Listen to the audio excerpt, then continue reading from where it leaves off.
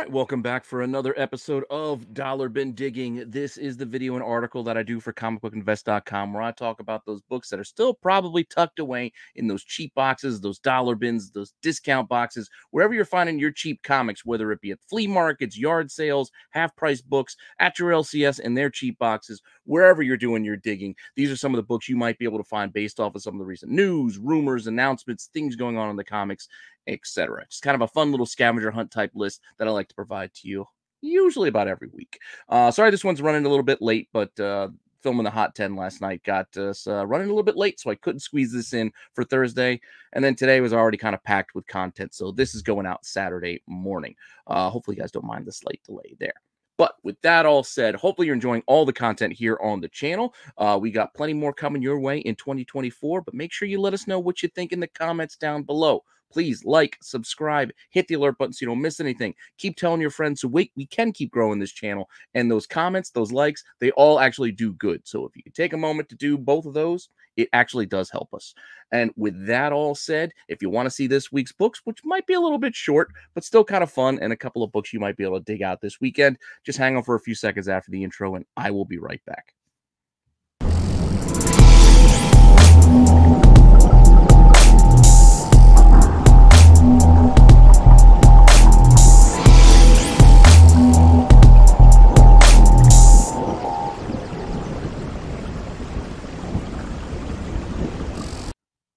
Okay, so to start us off, we are going to hit up some recent news. This news actually was enough to push a book into a very high position in the CBSI Hot 10 list, but just because it's at that top of the list does not mean you still can't find them for cheap, because there are plenty of these out there. The book I'm talking about is James Gunn announcing that his brother, Sean Gunn, would be playing Maxwell Lord going forward in this new DC universe, movie universe, whatever that is, when they finally get it started. You know, his brother is going to have a solid role as Maxwell Lord, taking over for Pedro Pascal in Wonder Woman 1984, etc. Even though he was already Calendar Man and Suicide Squad, I guess he's going to multitask and be maybe possibly more than one character. He was also Weasel. He was well in the body motions and everything, Weasel. Anyway, that all said, there are plenty of his first appearance out there, which is in Justice League #1. Yes, this is the Giffen and Maguire run. Fantastic run, a great read, a lot of fun, silly type stuff that ends up happening in this series as it goes on, and we grow into like Justice League International and formerly known as the Justice League. All those fun little series, all of those kind of started here. And Maxwell Lord also first appears in this book. And like I said, there are plenty out there. So there's a lot of cheap copies still to be had. Condition sensitive. You might not find the near mintiest of copies for cheap, but you can find a copy if you want one. That said, this type of book has been selling for $6 up to $20. Like I said, the recent news has driven a little bit of an increase in those higher grade books, but you can still go and dig them out of boxes. If your shop or these half-price books, they're not up to date on the most recent news and things. Things are probably priced as of, however long ago, the last time they touched this book. So it might be, marked for little to next to nothing. But even with that said, some asking prices, again, based off of some of the recent news, are around like $10, 20, even up to as high as like $35. I don't know if I'd be paying any of those high prices, for a book like this, because there are a lot of them. Just be patient. I would just be patient. Or, again, go dig in those cheap boxes, because like I'm telling you, they're out there. I can't tell you how many times I've come across this book out in my travels. But with that all said, that's our first book, just kind of a warm-up. That was kind of an obvious one, easy one to get out of the way. And our next one is based off of some toy news. Well, toy news tied to the upcoming Disney Plus animated series X-Men 97, but we do have some of the new figures that will be coming our way related to the X-Men 97 animated show, showing us some of the villains and the heroes to be coming here. So, obviously, you see the Goblin Queen, Madeline Pryor. A lot of people looking forward to that, which is what caused that Sinister book and then Uncanny 239 to kind of heat up a little bit like 2 weeks ago. But you can see we're getting a nice little lineup, 90s style, Jean Grey, you got Nightcrawler, Madeline Pryor, you got X-Men 200 style, purple Big M outfit, Magneto, Jim Lee 90s Cyclops there. But the character kind of glossed over there in the middle. Fun of the 90s. Let's have some fun with the name. It's the Executioner. So the Executioner is a potential villain. Well, it's going to be a villain in this animated series. So here's a figure. I mean, interesting kind of design. But his first appearance in the comics is one you can definitely go and dig out of those cheap boxes. It was an X-Men annual from way back when, number 17 from 1993. Uncanny X-Men annual. Where walks the Executioner? He's right there on the cover, fighting Colossus and their Storm as well. Telling you, plenty of these out there. Go dig, go have some fun looking for that first appearance. Copies selling right now for $2 to like $8. Not a pricey book. It's not going to get you rich, but it's kind of a fun little first that you can go dig out. And this is the kind of fun stuff that I like to do, especially when you go digging. Yes, you're obviously looking for those huge treasures, but while doing that, kind of to fill out that pile, you like to find some fun firsts and some possibilities that who knows? Who knows what might happen down the line? Have some fun with some spec. That said, copies available even online are $3, $9, up to as high as $13. You can find this one cheap. I'm telling you, you can find this cheap. You might still find it polybagged. You might find the newsstand version of it. There are other options for it. I think the polybag has a card with it, but really kind of unnecessary. I wouldn't pay premiums for those types of things. You can't leave those things bagged forever because eventually the comic's going to get damaged, especially by that card. You're going to start leaving imprints and all that stuff. So you eventually going to get that polybag off it anyway. But this is a book you can probably find out there for cheap. Now, with that said, we only have 2 stories there, and I only have one more for you before we're going to cut this one kind of short this week. But even though it's one more story, there are a handful of books that we can talk about related to that story. So let's get right into our final story for this week, which is the fact that the new Task Force X lineup has been announced. As far as the comics go, there's going to be a new Task Force X led by Amanda Waller. And this character of Dreamer, who started in the CW before finding her way to the comics, is going to be a major part of that team. So again, coming very soon, we're getting a new Task Force X comic. Here's some of the characters you see. Harley, obviously, they're not going to leave Harley on the sidelines for long. You got a Bizarro and some other fun characters, which we will get into as we roll into this new story. But Dreamer being front and center, a major part of this team. You can see here are some other covers for the book as it's about to come out. And you can see some more of the team members there with the Clock King and Deadeye and Black Alice. But before we get to them, let's start off with the character of Dreamer. As I mentioned, she first started as a character on the CW Supergirl show. I know it's visually started at CBS, but by the time I got to CW, that's when we were introduced to this Dreamer character, who then made her way into the comics in 2021 in the first DC Pride issue. We've had a couple more releases since then. There was one for 2022, one for 2023, but this first one had 2 covers as a Jen Bartel, but I like the Jim Lee because, well, I'm a Jim Lee homer, and Dreamer is there on the side of the cover with the glowing hands on the cover for this one. So, anthology book. Yes, it has a high cover price because it is a thick anthology book, but at this point, I'm telling you, it's in overstock boxes and it's probably discounted at a shop near you. So, with that said, inside this book, you can see there's a whole story that's kind of focusing in on Dreamer, showing her connections to Supergirl, etc. But it's a whole little mini series, so it's obviously her, and it's a whole little story. It's her first. I don't think there's going to be any argument about that. So look for this book if you are interested.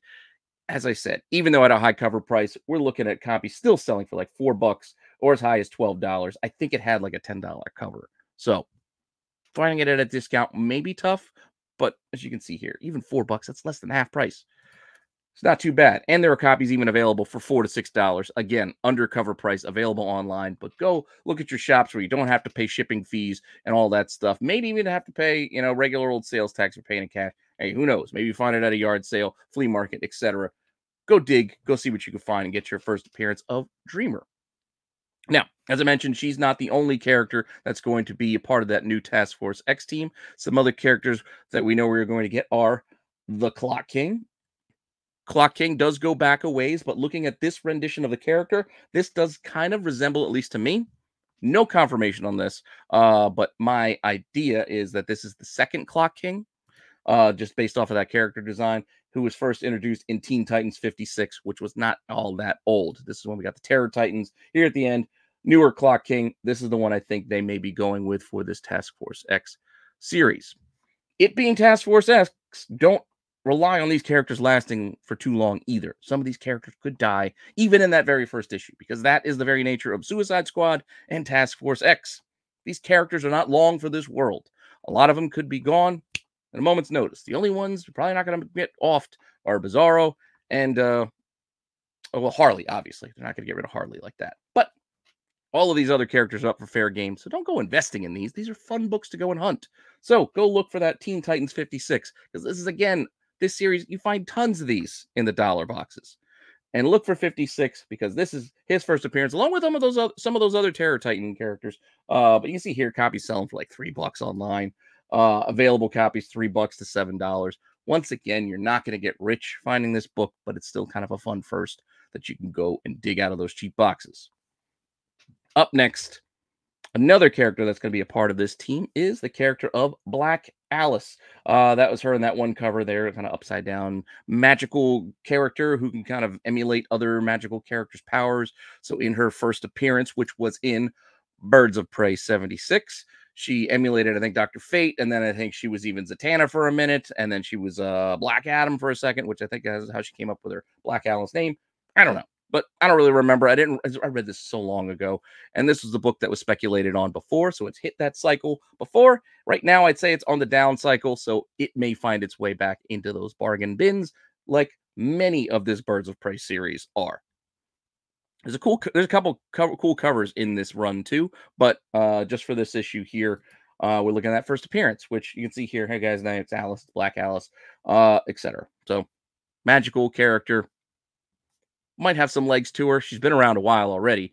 I don't think they're going to get rid of her that quickly, so she might hang around a bit. So Birds of Prey 76, which I said it's had highs before, but right now, look, copy selling for $6 to $10. It's not all that much. You might find this one still out there in those cheap boxes. Even asking prices are only looking for $10 to $12 right now. Roughly. You know, there's some estimates, some examples. There's higher ones, there's lower ones, and what have you. But this is the book you just want to keep an eye out for that first appearance. Up next, we're getting the character of Deadeye. Just the name, and we got some of the images here for what the character could look like. The one cover has him shown looking like kind of a glowy-eyed Cyclops, a little bit like Deadshot. The other shot also kind of looks like Deadshot, but we don't know exactly which version of Deadeye we might be getting. And in the DC universe, there are actually 3 options for Deadeye. So we're going to run through all 3. I'm going to save the most likely for last, as I don't think it's going to be this Deadeye, which was, I think this one was a Hawkeye knockoff, kind of a amalgam character. He was an archer in that Final Crisis Superman Beyond 3D book.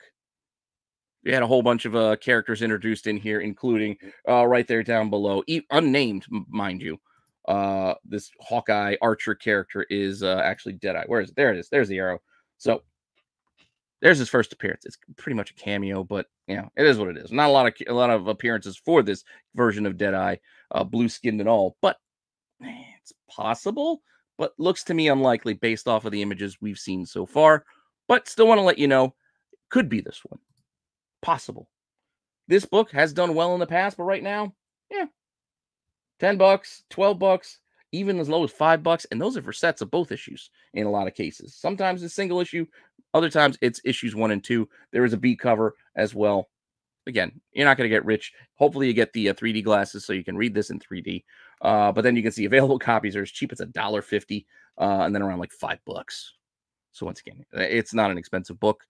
It was for a little while, but right now, not so much. All right, that's one Deadeye. Deadeye number 2 is another archer. This time knocking off their own archer, Green Arrow. Is it this guy? It's closer, but he still has that kind of superhero-y, you know, still looks a bit like Hawkeye, even though he's a Green Arrow knockoff. I don't know. This version of Deadeye was first introduced here in Justice League Quarterly number 8. You can see him right there in the cover of the lineup. That's kind of doing that classic X-Men 100 homage there. So inside the book, you're also introduced to Deadeye, who also, again, looks like Hawkeye, a little bit like Green Arrow. It's just another knockoff. But it's possible it's this Deadeye. Oh, by the way, sorry, he's right there in the front there. So he looks like a green version of Hawkeye. but I think he's a knockoff actually of Green Arrow because I think this team in and of itself is kind of a Justice League knock. I mean, you got an Aquaman type of character, Element Man, you got Slipstream, which is like a Flash. You get it. It's just knockoff heroes here, villains or whatever. Whatever. Once again, not an expensive book. A book you can probably find for cheap in those boxes. A copy recently sold for as little as 99 cents in a lot of 6 books, I think, or more. 99 cents. And then one copy individually sold for $3 or less than $3. Available copies on this one, $2 to $5. Once again, it's not an expensive book, not an expensive first. It's a character that it may not even be the right one. But if you find it in a box, for $1, it's kind of fun, right? Got to worth it for $1. Take a shot. That said, the final Deadeye and the most likely Deadeye, even though he's coming from an offshoot universe, is this one. From the Amalgam universe, when Marvel and DC collided, this version of Deadeye was kind of a Bullseye meets Deadshot, hence the name, Deadeye. Amalgam, because it was part of the Amalgam Comics universe. Could be this one. A little bit of similarities there. You can see, again, with the Deadshot eye, Cyborg eye, maybe the single eye there. I don't know. This one is probably the best bet of it being the character. And once again, this character was first introduced in the Amalgam book, Assassins. So here you also had like a Catwoman, Elektra kind of mashup, or is it, I'm sorry, Deathstroke, Elektra mash. You get it. They're mashed up characters from Marvel and DC. Kind of a fun little read. But inside of this, even though this first image of him is getting stabbed like, Elektra was, there was Deadeye. Most likely, I still think it's this one, despite this image of him being stabbed in the back. I don't know. It just seems like something they would do. And again, one that he may not hang around for a while. This is also a cheap book. Look, copy selling for $1 to $5. You could find these Amalgam books in the dollar bins. Copies even available online for $1 to $3. So it's not an expensive book. Not going to get rich, but for fun, comics should be fun. This is one you might go and dig out of those boxes. So with that all said, that's all I got for you this week. Again, I know it was short, but I'm still trying to get back up to speed. I'm still not 100% as far as the health goes, getting over that Disney sickness. But I'm getting back there. And we just got to get through the holidays. So the schedule still might be a little spotty the next couple of weeks as we're dealing with Christmas, etc. You guys are busy. I'm busy. Everybody's busy. We all got friends and family and things we got to take care of. So hopefully you understand. Hopefully you don't mind if the schedule's a little spotty. But telling you, 2024, we'll be back on track with a lot more fun stuff coming your way. So thank you for stopping by and checking this out. I do appreciate all of your support. And as I mentioned below, those likes, those subscribes, those comments down below actually do help us out. So if you don't mind, let us know what you think. Make suggestions. We're trying a lot of different things on some of the other shows, like the live shows, where I'm trying to spotlight some artists that people might not know or be aware of, give them a little moment to shine and spread some awareness amongst the community for some of this, for other creators out there, because we should be spreading that kind of love, right? So with that all said, thank you again, and I'll see you all later with some more content. All right.